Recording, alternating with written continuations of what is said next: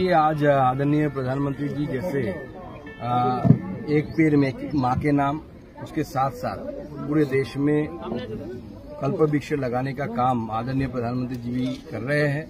हम उनके ही पदांकों को अनुसरण करते हुए आज मालदा स्टेशन स्थित ये जो छोटा सा पार्क है मालदा स्टेशन के सामने, जो बहुत बढ़िया अमृत भारत स्टेशन बन के खड़ा हुआ है, Malda station, Malda town station, उसके सामने हमने भी एक पेड़ लगाया। और ये पेड़ आगे आने वाले समय में माननीय प्रधानमंत्री जी का जो काम है, अमृत भारत स्टेशन पूरे देश में तैयार करना से लेकर रेल को एक रेवोल्यूशन लाना रेल में, ये सारा साक्षी बनेगा ये वृक्ष।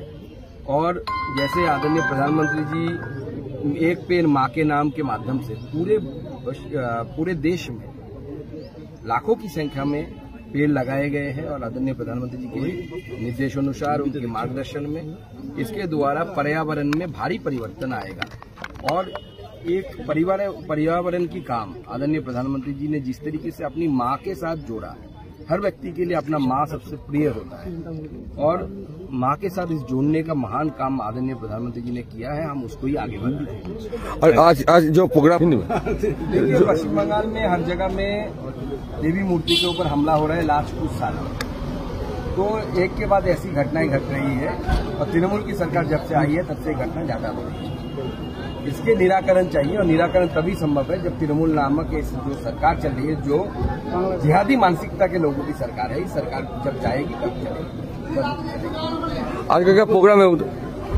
হুমায়ুন বারে বারে বেলাগাম হতে হচ্ছে, সেখানে তৃণমূল নামাচ্ছে নেতাদেরকে সংখ্যালঘু বেলাগামের কোনো লাভ নেই, নড়তেও পারে না, চড়তেও পারে না, যে ঘোড়া সেই ঘোড়া দেখি মানে সংখ্যালঘু নেতারা তৃণমূলের কি নামছে যে তাকে সামাল দিতে। দেখুন, তৃণমূল কংগ্রেস সংখ্যালঘুদের ভোটেই জিতছে, এই বিষয়ে কারো কোনো সন্দেহ নেই। তৃণমূল কংগ্রেস সংখ্যালঘুদেরকেও বোকা বানিয়ে জিতছে, দিনের পর দিন বোকা বানানো হচ্ছে। সিএ এনআরসি নিয়ে মিথ্যে কথা বলা হচ্ছে, এনআরসি হওয়ারই বিষয় নেই তবু বলছে এনআরসি এনআরসি এনআরসি। এসআইআর নিয়ে ভুল বোঝাচ্ছে, সিএ নিয়ে ভুল বুঝতে আপনারা দেখেছেন মালদা মুর্শিদাবাদের বিস্তীর্ণ অঞ্চলে একসময় দাঙ্গা করানোর চেষ্টা হয়েছিল, কিন্তু সিএতে কারো নাম বাদ যায়নি। এই ধরনের চক্রান্ত চলছে, আমার মনে হয় তৃণমূল সফল হবে। বিএলওদেরকে নিয়ে বলা হচ্ছে যে জেলে যাবে, শুভেন্দু অধিকারী বলেছেন যে যদি ভুলভাল কাজ করে। দেখুন, যদি ভুল কাজ করে তাহলে এফআইআর হবে, এফআইআর হলে কি হবে সেটা আপনারা ভালো বলছেন। তাদের তাদের তাদের কাজ কেমন হচ্ছে সেই নিয়ে কি খুব সতর্ক নজরদারি চালাচ্ছেন আপনারা দলগতভাবে? আমাদের এখন এসআইআর শুরু হয়নি, শুরু হোক তারপরে আমাদের তো বারে বারে এই নিয়ে তো বারে বারে বিজেপিতে মিটিং হচ্ছে, বিএলওদের সাথে বিএলএ 2 যাবে, তো বিএলও একা যাওয়ার নিয়ম নেই। বিএলওদের সাথে প্রত্যেক বুথে বিএলএ 2 যাবে, প্রত্যেক রাজনৈতিক দলে, বিজেপিরও বিএলএ 2 যাবে।